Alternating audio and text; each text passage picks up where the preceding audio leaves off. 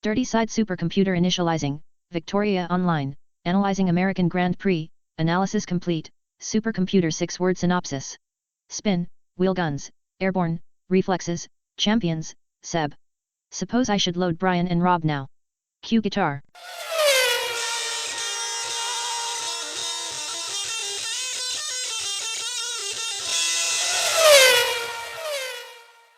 Hey now, welcome to the Dirty Side of the Track, America's leading Formula One podcast. I'm Brian, that's Rob. Today was the US GP. It just finished a minute ago. Rob, I thought that was a pretty good race. What did you think, man? Yeah, loved it. I mean, when we come to the race review, we'll cover it, but I think good old COTA always serves up a good race. Yeah, I loved it, and I'll keep my powder dry until we get to the review later. So, what about you? Did you enjoy it? I did very much. I thought it was a good start. I had a lot of battles throughout. Obviously, a good end. We'll talk about it. I had a change of heart this morning over the weekend, which I sent to you before the race started, but we can talk about that with the race. As always, we start with news and social, and American F1 news. Haas has a new sponsor for apparently the remaining part of the year and the years to follow. MoneyGram. Are you familiar with MoneyGram, Rob? I'd never heard of MoneyGram, and what I also hadn't realised, maybe we should have done, was then I saw the quote come out from them saying like they're really like excited that next year they'll actually be able to spend up to the budget cap. It's like, oh, the cost cap has never been an issue for them because they've never been able to get anywhere near it because they don't have enough money. They're kind of looking down the back of the couch to try and find quarters and stuff, and it's great news. I think they've had all that problem with Rich Energy and then kind of the Russian stuff, and a US backer now for a US team. Maybe they can put all that behind them and onwards and upwards. I saw that too, and it was shocking to me. We were always debating people going over the cost cap. Little did we know we had teams who were nowhere near it because they couldn't. So in some sports, they put a cost floor in. And so that maybe that had been on the cards, but anyhow. You might have had to dig the floor up to find Haas. Exactly. Well, that's good news for them. What else do you want to hit here? So we covered in our blog this week how Max is entered the club of drivers that have won with 4 races to spare. It's actually quite a small little pool of guys that have done it. Schumacher's still the one that's done it with the most to spare, with 5. Go over and take a little look at that because we were surprised at kind of how many or how infrequent really it is. We kind of covered anybody that had managed to wrap it up with 3 to spare, and then just because it's always a little bit unfair on the guys from yesteryear that had much fewer races where it was probably much harder to win it. Number of races from the end. We also took a look at it from kind of like a how early percentage-wise into the season. So no spoilers. Go and take it out. We always like some traffic on the blog, so go over there and take a look at it. I thought it was great. I thought you wrote it this week. I thought it was a fantastic blog. And yes, the relative aspect is super important.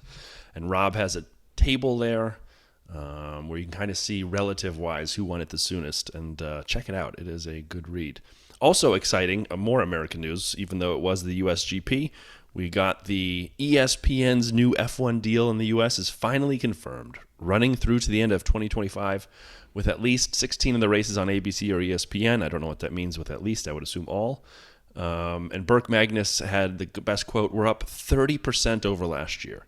That's amazing. I love the fact F1 is catching on. I didn't like the way they edited that last bit off his quote there where he said, we're up 30% on last year and mainly due to Dirty Side driving up the viewership of Formula One in the US. But, I guess he wants to keep us in the shadows for a bit longer. It's fine. I mean, should we tell people how we reached out to Burke and we talked to some of the leadership at ESPN and that's how we met Nate and the Dirty Side is behind all of this growth? Or exactly. We're essentially like the Illuminati. We're just behind the scenes manipulating US Formula One. And our time will come, Brian. Don't worry. You and Tupac believing in the Illuminati. I really don't want to talk about the cost cap at this point. So let me just hit it, right? So and it's going to be it's going to kind of go quiet for reasons we'll talk about in a couple of minutes. But yet another day goes by when another piece of information, another little nugget of information, a crumb of information gets served up on our cost cap plate. Did we have a nibble at it? Yeah, maybe. What they're saying now is, yes, it's looking like around the 1.4 to 1.8 million E-type breach in dollars. So actually, these days with the exchange rate, that's probably almost the same as pounds now, being as the pound's tanking. Not far off. Not far off, yeah. Anyway, they're really saying they're only really arguing over a few 100,000 now, because the vast majority of it is to do with 2 items now. But yet another item comes up. We've got the good old gardening leave, which apparently isn't the sick leave that we were talking about before. Well, who really knows what's what, but yes. Yeah, but what's what. But the big one, which maybe there's something in it, who knows? They were planning on a 1.4 million tax rebate from Her Majesty's Custom and Revenue, or Revenues and Custom, HMRC, and it didn't materialise. I don't even know what that means. Like, is that like me doing my IRS expecting to get a refund, and then magically it doesn't happen, and I was banking on that money to put my kids? Screwed you again. TurboTax screwed me, right? So if it is TurboTax screwed them, well, I don't know. If you're a prudent accountant, should you not bank on that money till it's actually landed in your finances? But a lot of financials do projections. So if they were banged to rights to be getting this tax rebate, why couldn't you include it?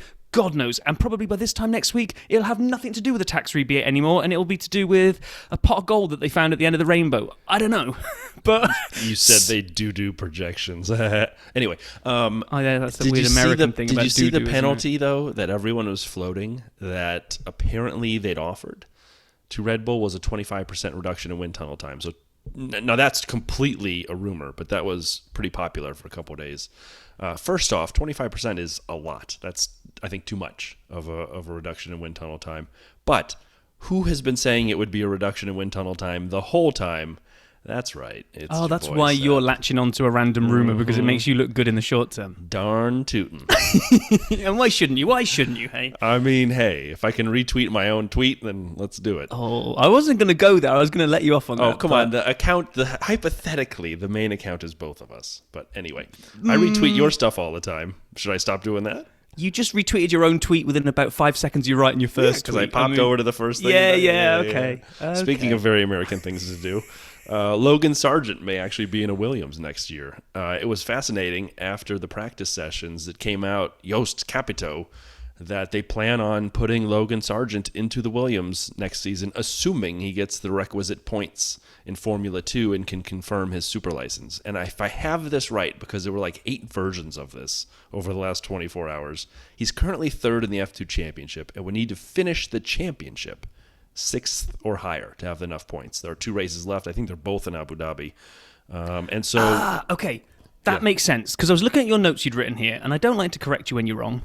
Okay, I do. I love to correct you when you're wrong. All the time. But all the time, like with any possible correction is amazing. Right. But I'd heard this thing about like season finale in Abu Dhabi, and then I saw your notes when you'd written kind of 2 races left. I'm like, well, how can you have a finale if there's 2 of them? But I guess if it's all taking place at Abu Dhabi, then I'll let you off there, Brian. That is actually a quote from the worldwide leader in sports. So I think who's the worldwide leader in sports? ESPN. Come on, man. And then obviously some sad news, something I actually didn't appreciate enough till we read about it. The Red Bull owner and co-founder Dietrich Mateschitz, I got that wrong, has died. And it was sad. The team was obviously down. Both teams, I would say, Red Bull and AlphaTauri. What I didn't appreciate was how much he did for F1. And so, obviously Red Bull had long been a sponsor. They bought the Jaguar F1 team in 2004 and then Minardi in 2005. Minardi, which became Toro Rosso, which today is AlphaTauri. They obviously have the Red Bull Ring in Spielberg and all of the extreme sports that Red Bull participates in, all coming back from Dietrich. So, a guy who really had a vision, created the structure we see today of Red Bull and AlphaTauri. Sad that he's passed, and obviously we wish him and his family all the best, but really made a lot of stuff happen for a lot of people. Yeah, I mean, it was one of those things where I saw the quotes where they said, did a lot for Formula One, but always in the background, and most people probably never even heard of him. So it's one of those things. I'm going to have to go and dig into it as well, because I hadn't appreciated how much involvement he'd had. So maybe that might be one for the future to take a look at, because I really, this guy's passed, and I've got to be honest, I hadn't really heard of him. Knew he was connected to Red Bull somehow, but then they were all talking about how much kind of deep kind of influence he's had on F1. Then I probably should go and do my homework and take a look into this guy a little bit more. I love the fact that Horner, interviewed on the grid, said he wouldn't have wanted a moment of silence or black armbands. He would have wanted a party and some music. And so that's what we gave him. I'm like, hell yeah, that's what I want. Yeah, exactly. So someone pass that on to my family when I go. But anyway, all our best to the Red Bull and AlphaTauri teams. And so then there were a boatload of videos this week. I don't know if it's because they know the Dirty Side consumes YouTube voraciously, and that with this being the USGP, we'd be ready, but I'll just hit a couple of them. There were some really good videos that really need attention. Connor Moore. Connor Moore is fantastic. I hope you all know who he is. He does the impersonations of the drivers. And he does other impersonations, golf and soccer and other things as well. They had the drivers congratulate Max and the celebs hit the grid ahead of the USGP. It's on Connor Moore's channel on YouTube. First of all, he brought like 40 impressions on this thing. Second of all, he did costume changes, but he was at COTA. So did he like get through security with a massive duffel and be like, yeah, I'm doing a video. I got to film 40 different outfits. I mean, it was really good. I don't know if you had a chance to see it. I love him. He's brilliant. It's I knew him first and foremost from football, soccer. He does that all the time, and he's fantastic at it. And I'm thrilled that he's kind of got an association with F1 as well, because he's super talented and super funny. So. I mean, he had, while on the grid, he had one with Toto and the real George Russell, but he was in George's suit, pretending to be George, talking to Toto. Fantastic. Also on his channel.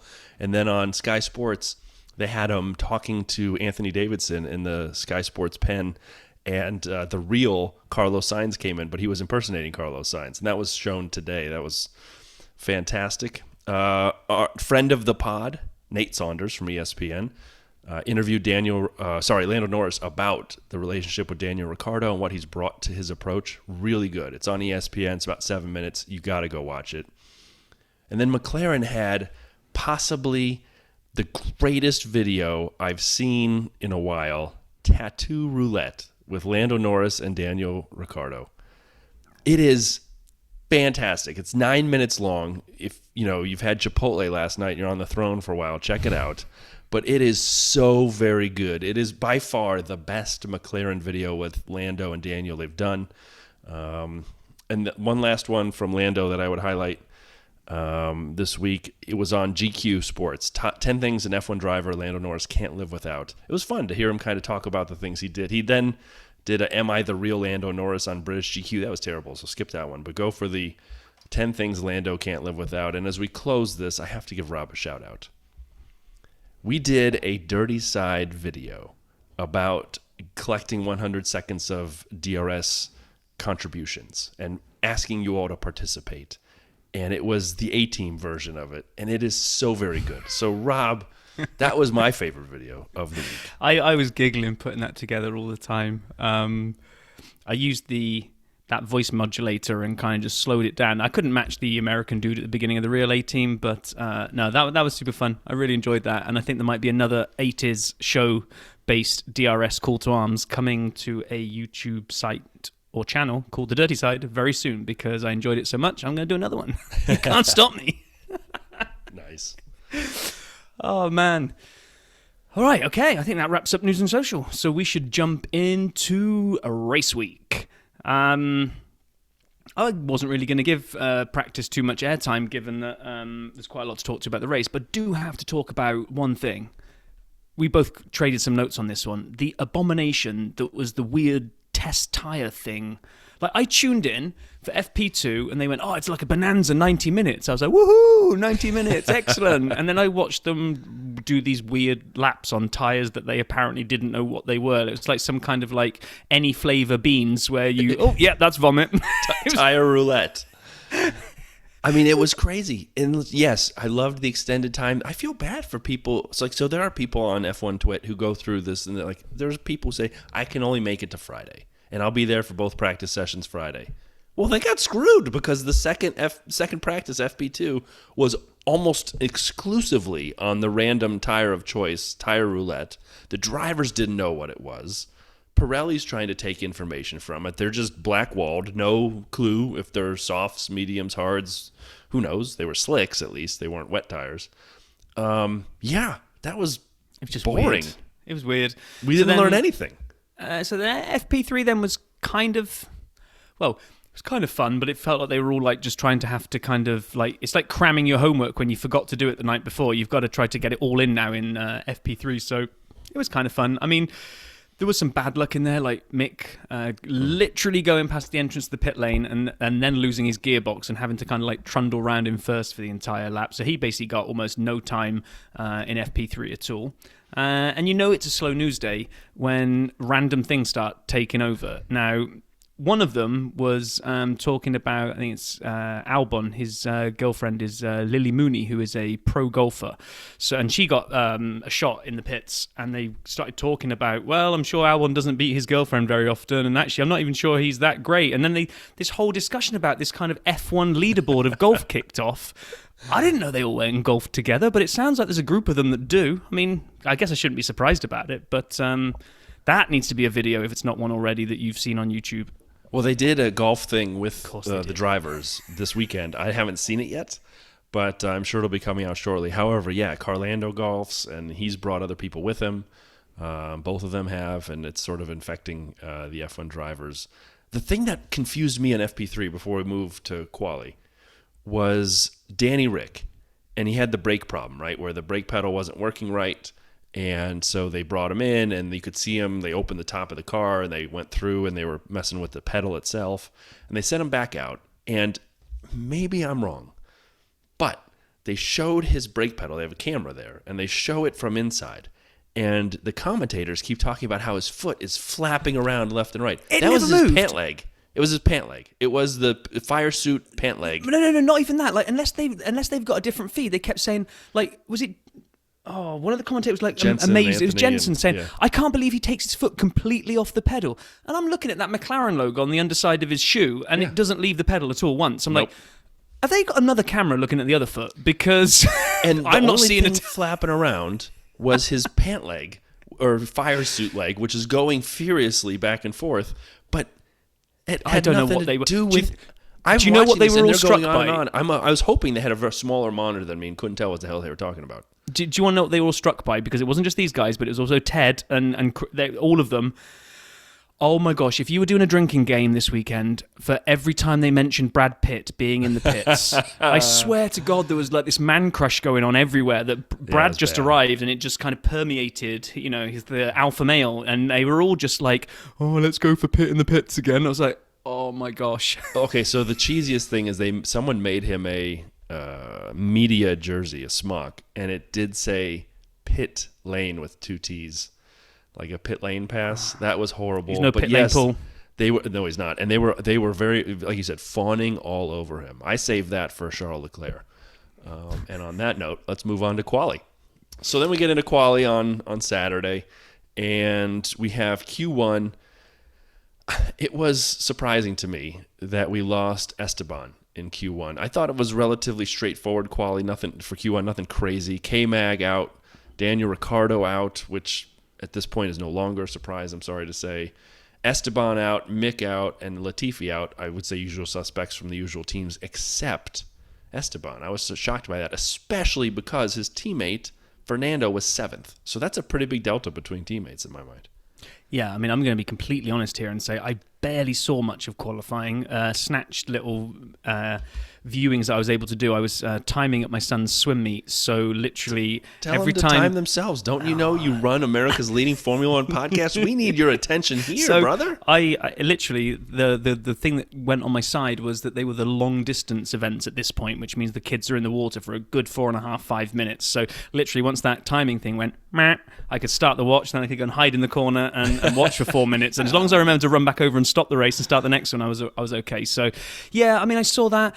It was a little bit kind of disappointing to see Ocon out. I thought he got better pace than that, but like you say, nothing major was kind of really going on. Even as we moved through 2 and 3, to be honest, I don't know that there was any kind of... I had a couple surprises. things that I highlight.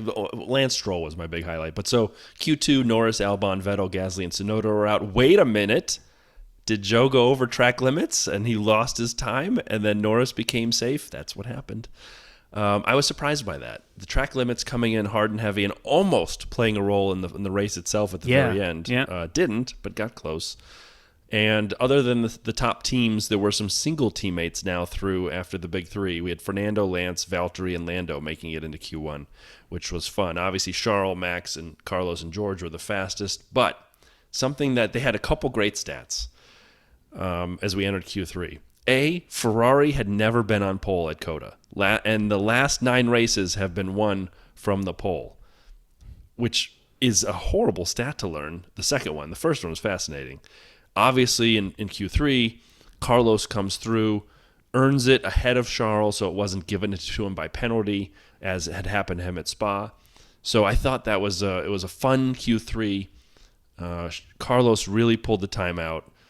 It was like I said, it was a lot of fun to watch. But Stroll being the best of the rest in 7th after the top 3 teams, I loved it. I was sitting here, I'm like, what did that come from?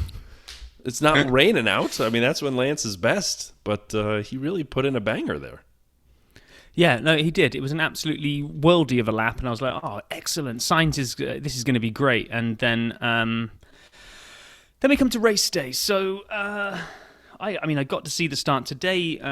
I went to Yukon women's soccer game with my daughter today, which was fantastic. But they do so much fanfare in this country before a game starts. So it's like game's going to start at 1. I'm like, okay, great. Hour and 45. I can be back in the car. I can watch the first couple of laps, and then I can drive home and listen to it on audio. All this rah-rah and cheerleader stuff that happens before the game starts meant that the game didn't start until 1:15. So this was panic stations now.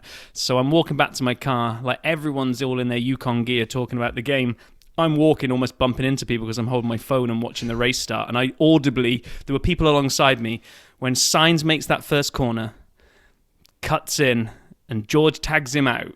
I'm like, I didn't realise it, but I've gone, no! And like about 4 or 5 people around me are all like, what? And I'm like, oh, the Ferrari just spun. And they kind of all looked at me and like, what does that mean? Yeah, it was a wild day today. I woke up and I realized that my man crush on Charles may be blocking my view of his actual talent. And we talked about this last week on this here pod. And we'll carry on talking about it as we go now. And but go on. What? I had to change of heart, and so I went to run some very early errands this morning, and I busted out my trusty rusty Lewis Hamilton hat, and I wore that out to do my errands. And I said on our Discord server, if you're not a member, you should join. It'll be at the bottom of this post. The couple of us, Renato and a few of us and myself, thought today was Lewis's day, and if not today, Brazil. So it was obviously not quite his day today, but I put my Lewis hat on. I was channeling all my energy his way. Charles, I love you still, but your season's over to me, buddy. I'm waiting for him to come back more mature next year and more ready to run a race. That's perfect. We'll see. Well, we'll get there as we get to the end of this the recap, right? But so Max started well. Carlos fell back a little. It looks like he tapped his brakes to get around Max, and that enabled George to kind of hit him on the side of the car. By the way, it wasn't that hard of a hit. It did spin him, but I was a little surprised when he retired. They said they broke his radiator, didn't he? So it was obviously just the perfect point of impact, and the imperfect from Sainz's point of view. But obviously, it just hit a weak point. Now, when they showed the replay of it, Brundle was kind of saying, "I'm not blaming Carlo for this, but boy, does he cut back across the front of George." And he does, and because he didn't he's braking need to get out of the way of Max, though. He sees Max slowing. I think he's actually trying to go undercut and get back past Max. I think on that first corner in COTA, if you've lost it up that hill, you just have to yield and just be patient and take it back. You know, you've got so many opportunities coming later, but he looked like he tries to dive down, and it isn't his fault. But if you don't, like they were saying on the TV, if you don't put your car in the place where it can get hit, it won't get hit. Right. So, and that was just it then. You were kind of like, oh my gosh, that was the Ferrari hope. That's just gone now because Sainz is back in like 19th or whatever after the spin around, literally the worst place to do a spin around up the hill into the first corner. Ferraris were apparently made out of glass, and Alpines were made out of bricks, but we'll talk about that later. We will, yeah. It was a wild first lap, though. There were battles everywhere. We had people running into each other and chasing each other off the track. We had Valtteri touching with Checo and then bouncing around and dropping. K-Mag dropped places. Carlos was out, which means the little bit of money I put on my 24-point parlay for the rest of the year was up in smoke. Is Ferrari made of glass, or are you just the world's biggest curse when you put a bet on something? I'm the world's biggest curse. 100%. Sorry, Carlo, but you need to come and talk to Brian. That's what you need to do. It's my fault. I put some money on him, and then all over. Albon was all over the place. The wind, we realized, was really playing a crazy point for everybody. Max would eventually start talking about it, but Albon was having so much trouble keeping his car on the racing line. He was going left, he was going right, he was cutting people off until he got a handle on it. And then the best part is I mentioned the Valtteri already when he hit Checo, but Checo ended up having that end plate issue where it was kind of dingling-dangling. And I'm like, oh my God, it's Kevin Magnussen. Magnussen's had 3 of these. How long till they bring him in with a black and orange into the pits? Well, he took care of that. He just let it fall off. I was going to say, this is where like complete luck comes into these types of situations, doesn't it? So, K-Mags holds on for dear life, probably just long enough for the race control to go, nope, he's got to come in and get rid of that. It's too dangerous. Checo can only have been a lap, do you reckon, from having the same treatment? Because they've already set a precedent with K-Mag, right? And they've seen it now. The commentators have pointed it out. They're zooming in on it. Zooming in, and then all of a sudden it just kind of, unless they've got some kind of like ejector seat button that they can press to get rid of the end plate. I'm assuming it's like totally different team, but Mercedes, when they had the SLS, they had little explosive charges in the roof of the gull wings in case you ever got caught upside down. And you pop them and the doors would come off. Or they pop themselves. I wonder if Red Bull has gone over the cost cap with tiny little explosive charges for the end of the end plates, so that if they're hanging by a string, they boop, and then they pop off and they keep racing. By the way, you heard it here first, folks. Heard it here first. Checo deserves some kudos, because when Magnussen loses that end plate, his performance declines. They never changed Checo's nose. He raced the whole race with that thing gone and did great. And whether it affected his tires or handling or whatever, it probably did, because he didn't. 4th place is pretty good still. It is, but I would say even a damaged Red Bull should get 4th place, especially when one of the Ferraris has gone. So I think it would have held him back. I think they probably could have got a 1-2 if it hadn't have been for that. But they would have run all the numbers and they'll have worked out that the whatever it is, what does it add to a pit stop to change your nose? It's a big chunk of change, right? Let's say 30 seconds at least. He probably wouldn't have got back through the field, so I think they just went on damage limitation, which, if damage limitation can bring you home 4th, then why not, right? And then the wind kept going, and then now it wasn't Albon in the Williams, it was Latifi all by himself spinning around. Latifi had some issues later on. Again, Nicky Latifi, one of the better drivers in the world, but it's time for someone else in that seat. We already know it's going to be Logan Sargent. And it was, at this point where it was kind of like we settled into a groove, but it was a good groove. It was a good groove with people challenging each other. Lando's getting passed by Pierre. Danny Rick's in 15th, which is not good. We started seeing some trains kind of forming with Pierre, then Lando, and Bottas. It was interesting. So by lap 10, we'd kind of had, we weren't close to pits yet, but we'd had some good action. And then it gets a little bit crazy. Then lap 12, Bono says, it's hammer time. And I'm like, all right, it's hammer time, which apparently meant bang this lap out so you come into pit, which it used to mean, but I didn't know what it meant today. It's hammer time, and then they show him in the pits. I'm like, well, that was fast. Yeah, I thought that as well. it's hammer time, like little asterisk, small print, to box this lap. Exactly. What? It is hammer time, box. So yeah, and then it all started from there. Max came in on 14, George as well. Charles passes Lance. Checo stops, doesn't fix the wing, and at this point I think I'd taken a note out of Crofty's and I'd written in our notes, the wily old campaigner. I think you'd already been drinking at this point, hadn't you? That is correct. I thought so. I loved it then. I loved it when we got the good old Ferrari plan codes coming back out again. Gotta love the plan code. This time it was Charles, though, who gave it to the pit wall. He's like, should we consider plan E? I'm like, God, please don't. Please don't consider plan E. Just go something in the top 4, not E. I'd love to think that was just Charles just kind of busting their chops and kind of like making up a number and then making up a letter that wasn't even on the plan that week just to see what could happen. Because I would have liked it if he'd put the word question at the end.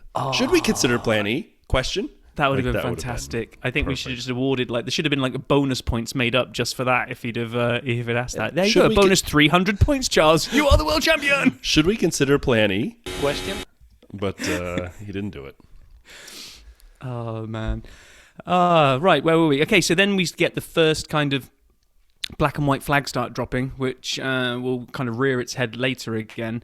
And then Oh, poor old Valtteri. Oh, Valtteri. And I know this sounds really, really bad, but they flash to an Alpha in the gravel, and my heart is instantly going, please let it be Zhou. We don't want to put bad luck on Zhou, but yeah. I don't want to put bad luck on Zhou. I don't. But Valtteri was fast doing in well. quali. He was fast in quali. He was doing pretty well. I thought this is going to be a points finish, and I did too. No. You know what? Something we failed to mention is in FP2 during the crazy tire situation. Friend of the pod, Rob Reed / Max Gladwell, writes for Forbes, was in the back of the Alpha garage, and when they showed not garage but garage, and when they showed Tiffany, Valtteri's partner. Rob Reed ducks his head in and kind of poses for the camera. Rob, I know you're listening. We saw you. I saw you. I paused it and called Rob Vale and said, yo, Rob, I think that was Rob. And you're like, what? And we rewound and we're like, yeah, that was. So we saw you. But anyway, back to current times. Yeah, Valtteri spun, put it in the gravel. The wind caught so many people out. Max was complaining about it the whole race. And Max, while he can be a complainer, it's never about nothing. So there was some serious, battling of that wind. Safety car comes out, saved Charles. He had not pitted yet, nor Seb, and not Fernando. So those guys really benefited by sticking out there to lap 19 or 20 when the safety car came out, and allowed them basically a really cheap pit stop, which set Seb up amazingly to be disappointed later. Yeah, and then the restart happened, and the one thing I love about COTA. One of the many things I love about it is just when everyone's jockeying for position, and they have done a superb job of designing this circuit that there are 3 or 4, maybe even 5 lines into some corners where none of them are the wrong line and none of them are the best line. There's just literally multiple racing lines through this corner. So, okay, Max does a great restart and stays ahead and off he goes, but then further back you've kind of got 4 or 5 abreast again. As they're kind of, it's fantastic. Until it's not fantastic. When they're all on each other, they suddenly literally are on each other, and we get Fernando seeing what would happen. He wanted to know what would happen if Red Bull gives you wings, and he tried to go flying. It was nuts. I can't believe he carried on. How did he carry on? Lewis had the same thing happen in Spa on Fernando. When he ran up the back of him, tires hit, one going one direction, one the other, and Lewis launched. And within 10 seconds, they're like, stop. They lost everything. Hydraulics, water, pressure. Fernando has the same thing. Misses by a millisecond a horrendous crash into the corner of the fence. Bounces into the fence with his left tires, both of them, the rear especially taking the brunt. Gearbox is fine.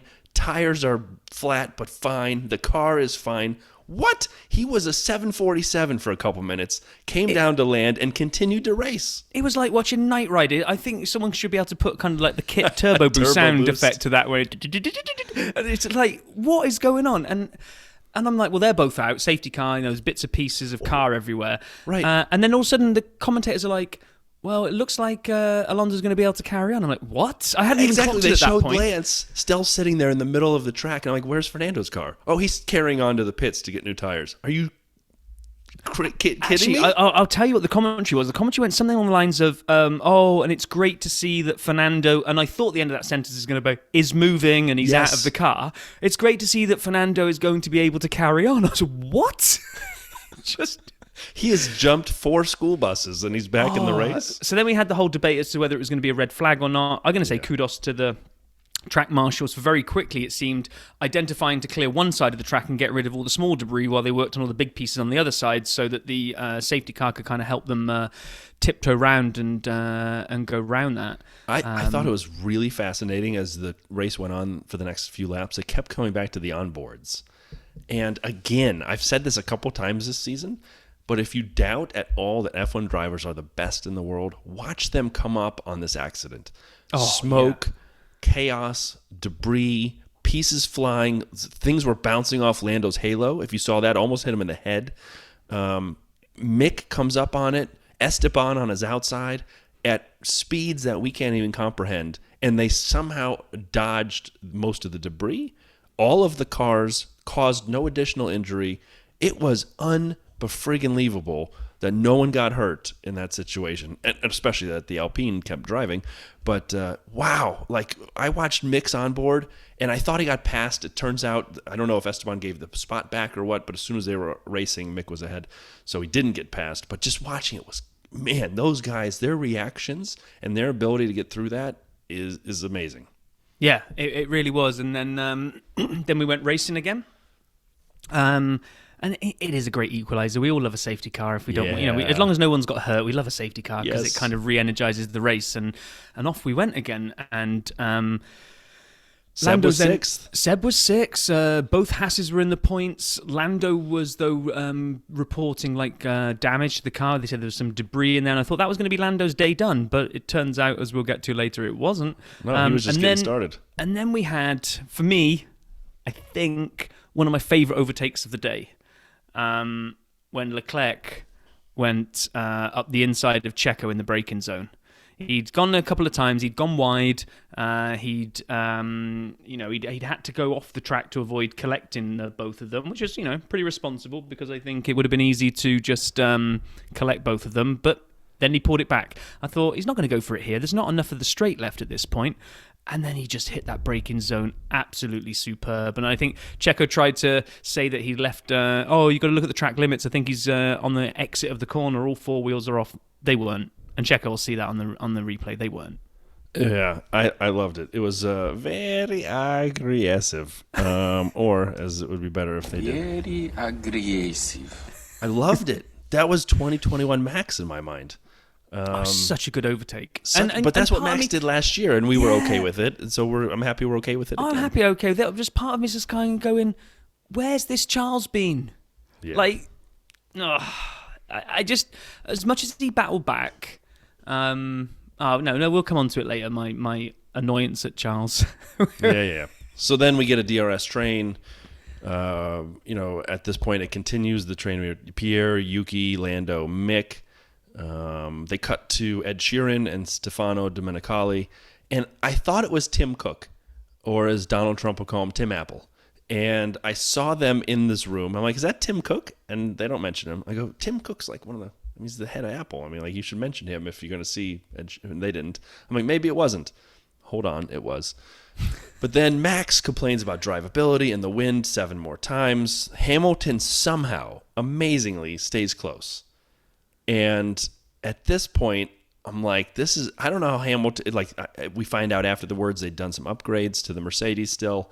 He's staying close, and then they pit. Hamilton comes out on hards, and then Max, the next lap, comes in for mediums, but has a problem with the front left wheel gun.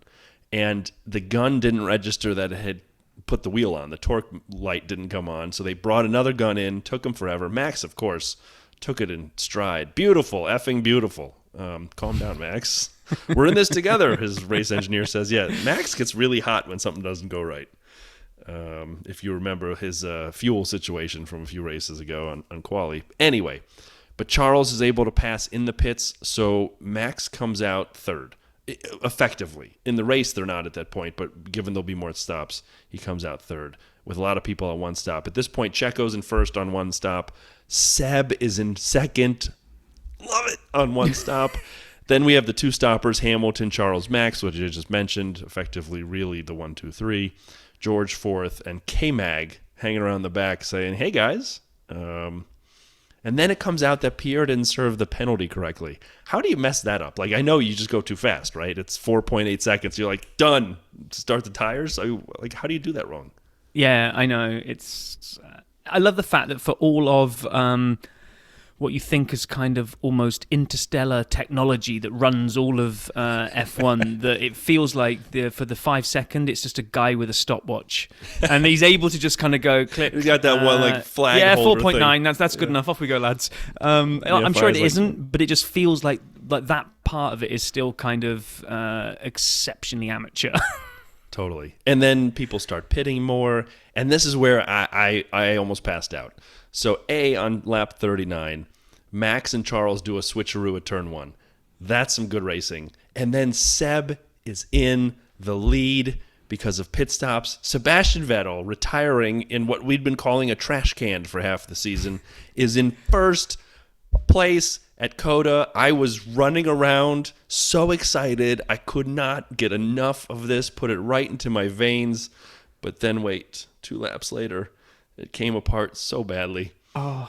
It was just, yeah. I mean, We'd seen it with Max. We'd seen it with somebody else having a slow stop as well. And But that's then like 3, 4, 5 seconds. I know, but no. Max lost 10, didn't he? They claimed on. I don't think it was that long. But Seb then had just like the world's worst 16.8 stationary seconds. Yeah. 16.8 seconds. You could change the tires 4 to 5 times in that amount of time. Not good. It's like literally, like you said, he's driving a trash can around, and you just hope that luck will shine on him and get a decent result, and then that goes and happens. But oh well, that's F1. That's why we love it. Yeah. So he came back out, and at this point, Max is getting close to Lewis, and Rob and I are texting each other. Is it inevitable? Was it? So there's. Yeah. It's just before 50, actually. It's probably at about 47 or 48, and this is where my just disappointment in Charles really ebbed in, which is Lewis is 3.5 seconds up the road. Charles is in DRS of Max. I know how good that Red Bull is, but the Ferrari ain't no tank. It ain't no hunk of junk that can't compete, right? And especially when it's in DRS. So Charles should be able to keep that thing in DRS and be on the attack against Max. And he seemed to be, he kept staying, and he was like 0.7, 0.8, 0.7, and he was constantly kind of reeling him in. Until Max decided, oh, enough's enough, I want to go after Lewis, and just seemed to just visibly just drift off. Push the pedal to 11. Oh, yeah. And worse than this, because the gap at that point covering, like, Lewis is 3.5 down the road, and then those two are like 0.7 behind. And it's not just that Max like drifts towards Lewis, and there's still 3.5 covering Lewis, Max, and Charles. As soon as Max drops the DRS of Charles, does he just give up? Suddenly he's going backwards, and he's now there's a 6-second delta, and it's 2 seconds between Max and Lewis, and 4 back to Charles. I'm like, you're driving probably the second best car on the grid, and you. I was so disappointed. How can he not react and chase Max down in that? It's just... I know. So when Max passed Lewis and the whole team radio black and white flags comes over for Max, and then Lewis turns into the hall monitor. Oh, he went wide in turn 9. He went wide in turn 12. He was wide at turn 13. Like, all right, take it easy, Lewis. But then he gets his own black and white flag, which was fantastic, which they told Max, and he had a laugh. But then exactly as you said, it brought it the clearest to me. At this point, Lewis is second, Charles is third. And he's not gaining at all on Lewis. Yeah. A car that Mercedes at the beginning of the season was not good, and now is obviously better, and they keep bringing upgrades. The Ferrari, which has been one of the best cars the whole season. Mediums. He cannot, exactly, and Lewis on hards. He cannot even get at all any gain on Lewis at this point. And so it was surprising to me to see the end of that race, to see Charles not making any ground. It was like double crushing in a way, because I kind of, at one point when it was, Lewis was 3.5 up, and those two were battling each other, and collectively, while they were kind of trying to battle each other, they were just kind of taking a tenth out of Lewis. Even the commentator said, well, you know, if you do the math there, they're not catching Lewis. There's not enough laps if you're only going to take a tenth or 2 tenths out a lap. And I'm now suddenly getting on board the Lewis hype train that Lewis is going to win. As soon as Max dropped Charles and catches Lewis and goes past him, I was like now double deflated, because I'm like, oh, Lewis isn't going to get his win, and Charles stinks. Not anti-Red Bull and not anti-Max. Right. They're phenomenal. But how can Charles not do anything about even catching Lewis? It's just... And I mean, great that he started 12th and finished 3rd, but at the end he should have brought something to the party, to Max or to Lewis. And at this point, they cut away from the celebration and show Tim Apple waving the flag, the checkered flag. So it was Tim Apple, Tim Cook. And the most unenthusiastic wave I've ever seen in my life. That was horrible. And someone must have coached him, but just do it the way you want to do it, man. Like, that was my wife watching F1 with me. Like, she's like reading a book. Like, is this done yet? I mean, that was what he was doing. That was horrible. Anyway, and then the race best part of the race. Yes, yeah, go. One of the best parts. So, like, they cut away and they go, hold on a second. There are still battles on track. And Seb was taking it to K-Mag, and the two of them were wheel to wheel. And for all of the people who say K-Mag is dangerous or, you know, is somebody, that was the cleanest, hardest racing to the flag that I'd seen in a while. And it was so much fun. And Seb, man, that car was alive this weekend. He wanted it. and he definitely brought the fight. He took that spot off K-Mag right at the line. Oh, it was awesome. I loved it. It was like, okay, it could have been so much better, not for the 16.8 seconds, but actually he finished on a high, and it was a great pass. I mean, and did you see when he went round the outside of him on one? I mean, it was so fast and furious, I can't even tell you what corner it was, but he went wide on one, and the back end had a little kind of wibble, and I'm like, oh, he's going to spin this, but he just kind of nailed it, and I thought that was it done then, but then he still had enough momentum into the final corner, I think. It was literally the final corner, or the last but one corner. Yeah, the Andretti corner, and then K-Mag took the inside. It's like, well, I got to see what I can do, maybe the inside, and got up along a little bit alongside him, but couldn't make it happen. So we had Max, Lewis, Charles, Checo, George, Lando, Fernando, Seb, K-Mag, and Yuki. Kudos to Yuki on grabbing a point there. K-Mag. Did he race Haas. today? I did. He was in your witness protection program, right? I don't remember Yuki being mentioned at all today. At all. Zero times. And then Lando was mentioned a few times when he had damage and was in the train. But good job for Lando finishing sixth. Yeah, sorry. In all of the talking about the Max Lewis Charles thing, Lando, after having that that we mentioned earlier, the debris problem, suddenly, whether it became dislodged or what happened, I don't know, but suddenly he was like playing Mario Kart, and every time they switched away to a midfield overtake, it was Lando throwing it up the inside of someone. He did 2 or 3 superb overtakes. A couple times in the last, more than that, a few times in the last couple years, towards the last 5 to 10 laps of a race, or 5 to 7 laps, when Lando's had traffic in front of him, he's just gotten really aggressive and taken those people out. I love it. Now, did Lando know he finished sixth? Because he usually finishes 7th. So it's one ahead of where he... Did he mess that up Shouldn't a little have taken Fernando. Fernando. Should he? He messed that up. How did Fernando finish 7th, by the way? His car it took off from the Austin International Airport, landed, and then still finished 7th. Landoed. Oh, I'm sorry. He was delayed. So fastest lap to George, who pitted at the end to take that point in his battle for 4th. And then driver of the day was Seb, which it should have been. And so kudos to Seb for that. He really should have been 6th, if not even higher. Probably higher. And then when they showed Shaq in the Cadillac, like the Cadillac with the horns, I'm like, oh, please, God, please don't let him be up on the podium again. I love Shaq. I think I'm a basketball fan. I'm a Shaq fan, but he doesn't know what the hell he's doing. And he just stands in the middle of the podium, and then he didn't, thankfully. And, of course, the big news, Red Bull, constructor champions for 2022. Kudos to Red Bull and everything they've done. World Drivers' Championship and Constructors' Championship wrapped up with 3 races to go. Yeah. I think good old Kota served up what it always does. Good action, plenty of opportunity for overtake. I thoroughly enjoyed it, and I know you did, but it's maybe not enough to know what me and you thought of it. Maybe, just maybe, we should see how Pit Lane Paul enjoyed the whole weekend. And just as a note, we are snapshotting this podcast relatively quickly after the race, so this just came in. So for all I know, he's going to make fun of us, but here we go. Pit Lane Paul's report. Hey guys, I haven't actually pre-written or even thought about this one at the moment, so apologies for being completely ad hoc, but that was Austin. We love Austin. Amazing place. It's got barbecues, it's got beer, it's got Sixth Street, which I have been to far too many times this week. Luckily it shuts at 2 o'clock, so you give yourself an element of self-control, which is absolutely fantastic.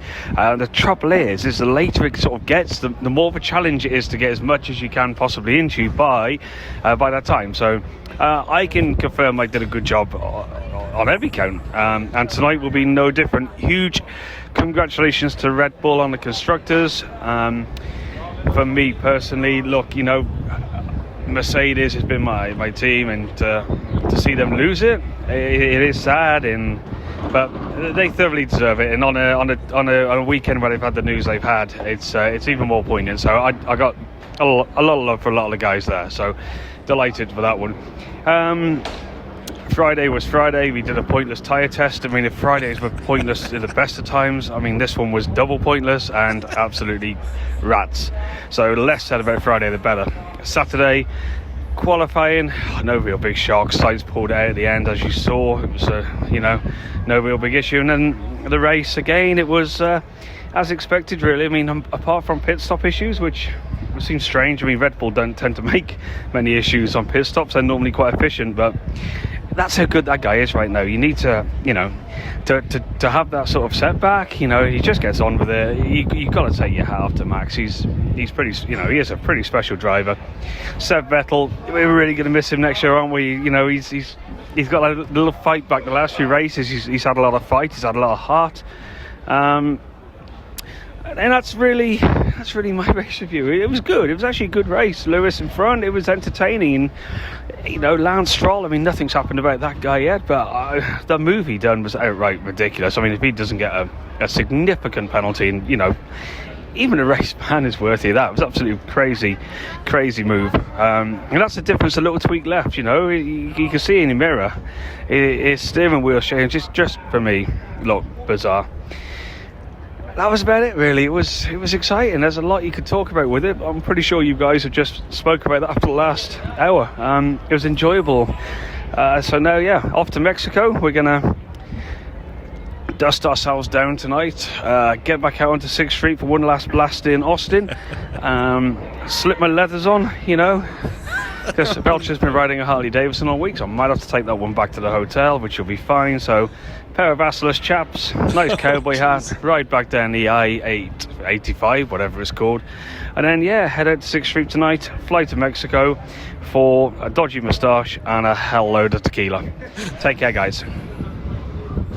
Paul, thank you, man. That was great. So, that was great, Paul. You're the man. Yeah, let's break this down into two things. So one, we didn't really cover the crash like that, right? And I know when they showed the onboard, he does move left, and Alonso's got nowhere to go. The commentators comment on the little jig to the left. They did, but obviously, Paul's view of the world there is that's a real nasty move. So I might have to go back and have another look at that one, because I hadn't really kind of seen it through that lens. I did think it was, interesting. I didn't see it as bad as Paul, but he obviously knows more than two fans like us. So I will also go back and look at it. But then, I'm not even sure I'm going to be able to eradicate this out of my brain now. The vision of Paul with leathers and cowboy hats, dodgy moustaches, and a Harley. I mean, it's just he called it assless chaps is what they are. I don't know. See, I wasn't going to go there and say it again. He said right? it. So... We can say it. If it's already launched on the pod, we can relaunch.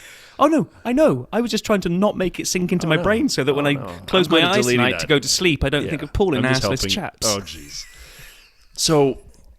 My last takeaway before we move on to Mexico, which Paul did a good segue, I mentioned this, and my support of Lewis to get that win, to be the first 300 driver to get the win, to be the first Mercedes win of the year, his first win of the year. I'm telling you, I think it's happening in Brazil, not in Mexico. All right, I know I called it. Right? I know I called it in the I think in the break. It was one of my predictions that Lewis would be the first one to join the 300 club with a win, and unless somebody I'm coming in on top of that and saying it will happen at Interlagos. I've picked a track. Yeah. Okay. Oh, well done, Nostradamus, when there's only 3 left to choose from. But unless someone sabotages the Red Bull, I just see Max winning every race left now. No. Talking of all the races left, maybe we should segue to Mexico. Yeah, let's do it. So Mexico is an interesting track, right? It has been on, off on the calendar through the history of time. It's 71 laps, 4.3 kilometers. The Autodromo Hermanos Rodriguez in Mexico City. And please don't confuse that with Los Pollos Hermanos, which was the chicken joint in Breaking Bad. It is named after, and I'll get to this soon, the Hermanos Racing Brothers, which I'll get to in a second. First GP was in 1963. It's 305 total kilometers. The lap record is 1 minute and 17 seconds, 117.774 to be precise. Valtteri last year in the Mercedes. Good old Valtteri. Yes. So A, it's a fast lap, 117 to get it done. And B, Valtteri knows what he's doing around the track. It was built, as I said, it launched in 63. It was built in 59. And here's some cool stuff. Like I get really jazzed up about stories like this. The father of Mexico's most famous racing brothers, Ricardo and Pedro Rodriguez, was an advisor to the Mexican president, who apparently was named Adolfo López Mateo, and said to him, let's build a racetrack. And the president liked the idea, and in under a year, the track was completed. In 62, it ran a non-points race, which, again, Rob and I will one day figure out all these non-points races of the past and talk about it.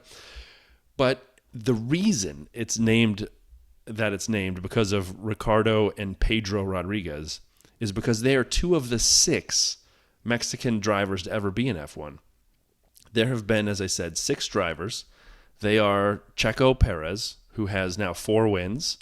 We have Ricardo Rodriguez, who I mentioned. He's one of the brothers, has 5 race starts, no wins. Moises Solana, 8 starts.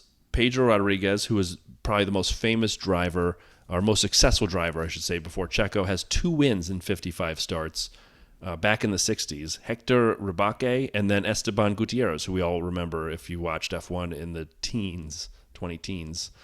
So it was just fascinating to me to see, I'd forgotten that the track was built that way. I knew it was named after Pedro. I did not know a lot about his brother Ricardo, and that their father knew the president to get the track built. But it's, as I said, it launched in 63, and Rob, we've talked a lot about people in the 60s who raced, and one of them in particular, the greatest season ever, or one of the greatest seasons ever, Jim Clark. He won the inaugural race, F1 race in 63, so it shouldn't be a surprise. And then here's the last thing I'll say about it, just the weird on-off. It ran 63 to 70. It disappeared from the calendar. It was slightly redone and launched again in 86, 16 years later. Ran for 6 more years to 92, was off the calendar, and then my favorite part of the track was launched in 2015, the stadium. The baseball stadium. Yeah. What do you think about that? I love it. I just love how random the Mexican Grand Prix is now. It feels like it's 3 different parts put together, right? Because you've kind of got the stadium. Was it Brewster's Millions, where he plays for a baseball team that has a train track that goes to the middle Brewster's of the... Millions. Good Brewster's call, Millions. yes. I love that film. And it almost feels like reminiscent of that. I haven't got a train track going through my baseball ground. I've got a Formula One track going through it. And then you've got kind of like the old towny type piece. I just love it. I love this. I love this track. I'm really looking forward to it. I'm really happy that we kind of got COTA followed by Mexico, like back to back as well. It's like 2 epic races, like that should roll one into the other. But no review or preview even should be complete without having some kind of SAP stats. So I think it's time to bust out a jingle if you got one there, Brian. Clearly, the mariachi edition is in order for Mexico. SAP Stats Mexican GP edition. This is actually my favorite one of these we've done this season, and here's why. The on view of the Mexican GP means the people who have participated there are completely a mental list of different time zones. And so the people who have won there, the most wins at the Mexican GP is Max Verstappen with 3. Number 2 is Jim Clark. We've totally shifted gears to the 60s. And then let's move to the late 80s with Alain Prost, Nigel Mansell, and then back up to current with Lewis Hamilton, all at 2. Mansell was always a favourite in the Mexican Grand Prix on account of his glorious moustache. Yes, I would assume. And constructors, it's the same thing. This is crazy. McLaren's won 3, Williams have won 3, Mercedes won 3, Red Bull won 3, and Lotus have won 3. Lotus. When was the last time they were a thing in the F1 Well, I'm going to go out on a limb here and say that Lotus won't make it for this week. Yeah, exactly.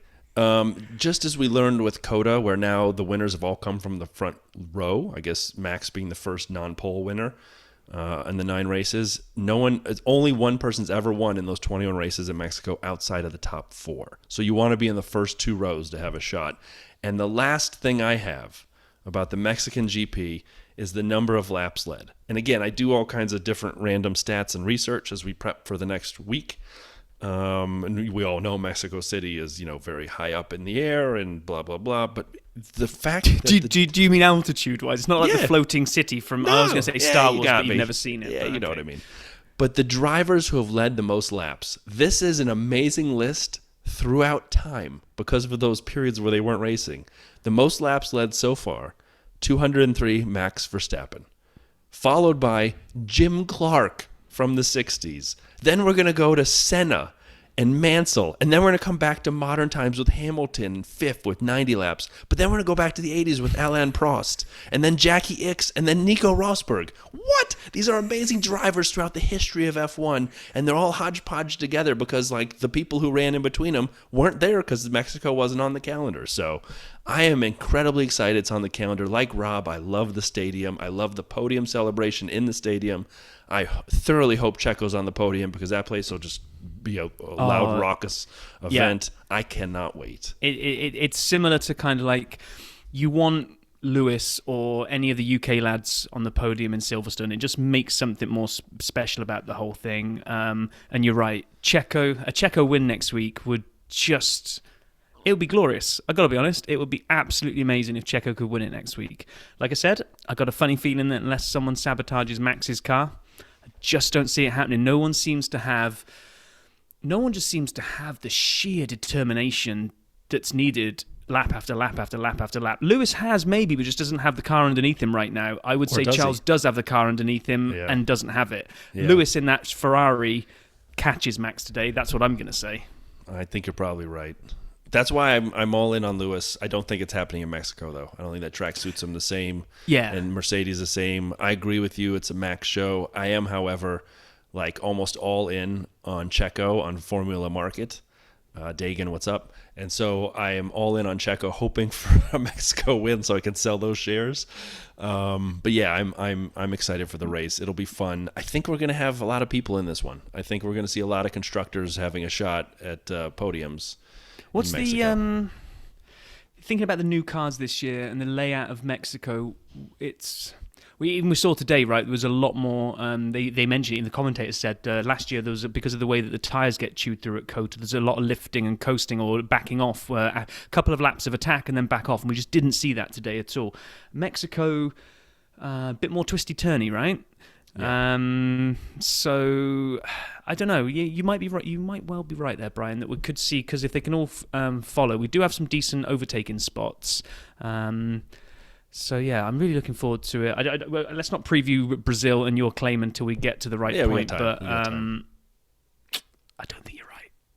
I'm hoping. I'm not predicting. I'm hoping. You might want to rewind and just give this one a listen. All right, back fine. As to I'm how predicting. Adamant you were. I'm predicting. I'm going out on a limb, the dirty side limb. You can call me Marbles because I live on the dirty side. And what I'm predicting, Marbles is predicting a Lewis win in Interlagos from 3 weeks out. Boom. Boom goes the dynamite.